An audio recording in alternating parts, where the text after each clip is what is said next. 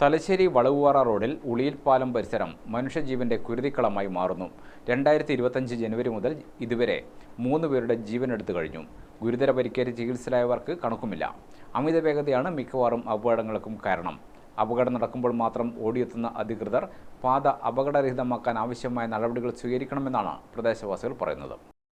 ശനിയാഴ്ച നേരം പുലർന്നത് ഉളിയിൽ പാലത്തിന് സമീപം പിക്കപ്പ് വാനും ടൂറിസ്റ്റ് ബസും കൂട്ടിയിടിച്ച് പിക്കപ്പ് വാൻ ഡ്രൈവർ ചക്കരക്കൽ സ്വദേശി യൂനിസിന്റെ മരണവാർത്തയുമായാണ്. അപകടത്തിൽ ബസ് ജീവനക്കാരനും 2 യാത്രക്കാർക്കും പരിക്കേറ്റു. സ്ലീപ്പർ ബസ് പിക്കപ്പുമായി കൂട്ടിയിടിക്കുകയായിരുന്നു. തകർന്ന പിക്കപ്പിനുള്ളിൽ നിന്ന് നാട്ടുകാരും മറ്റും ചേർന്ന് യൂനിസിനെ ആശുപത്രിയിൽ എത്തിച്ചെങ്കിലും മരണമടയുകയായിരുന്നു. ബസിന്റെ ഇടിയുടെ ആഘാതത്തിൽ പിക്കപ്പ് വാൻ റോഡിലേക്ക് മറിഞ്ഞു. പതിവ് പോലെ ശബ്ദം കേട്ടെത്തിയ നാട്ടുകാരാണ് പരിക്കേറ്റവരെ ആശുപത്രിയിൽ എത്തിച്ചത്.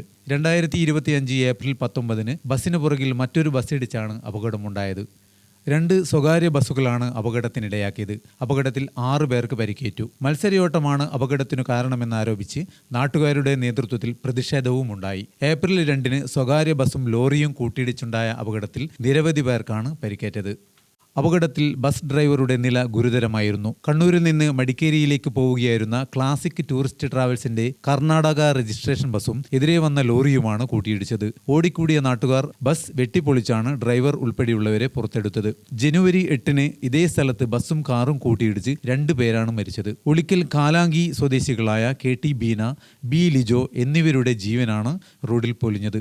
2 പേർക്ക് ഗുരുതര പരിക്കേറ്റ് ചികിത്സയിലായിരുന്നു. ഇടിയുടെ ആഘാതത്തിൽ കാർ പൂർണ്ണമായും തകർന്നിരുന്നു.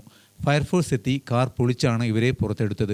എറണാകുളത്ത് നിന്നും വിവാഹ ആവശ്യത്തിനുള്ള സാധന സാമഗ്രികൾ വാങ്ങി നാട്ടിലേക്ക് മടങ്ങുന്നതിനിടെയായിരുന്നു അപകടം. ഉളിയിൽ പാലത്തിന് സമീപത്ത് നടന്നതിൽ പ്രധാനപ്പെട്ട ചില അപകടങ്ങൾ മാത്രമാണിത്.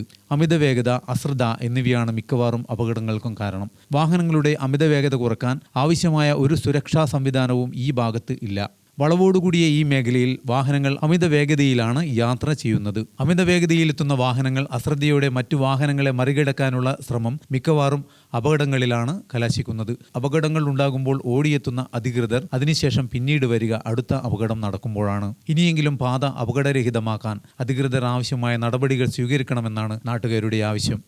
ഗുരുതരമായിട്ട് അപകടം നടക്കുന്ന ഒരു സ്ഥലമാണ്. പിന്നെ പോലീസിൻ്റെ ഭാഗത്ത് ഒരു അപകടം വന്ന് കഴിഞ്ഞാൽ അന്നൊരു ഇതുണ്ടാവും, പിന്നെ ഒന്നുമില്ല.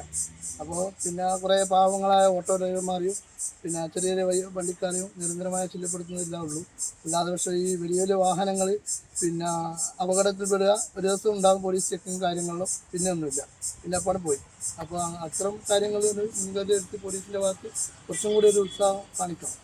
അല്ലാണ്ട് നമുക്ക് ഈ നിരന്തരം അപകടത്തിനെ കൊണ്ട് അത് ജനങ്ങൾ തന്നെ രാത്രി പകലും രക്ഷാപ്രവർത്തനം നടത്തുന്ന സംവിധാനമായിട്ട് മാറിക്കൊണ്ടേയിരിക്കുകയാണ്.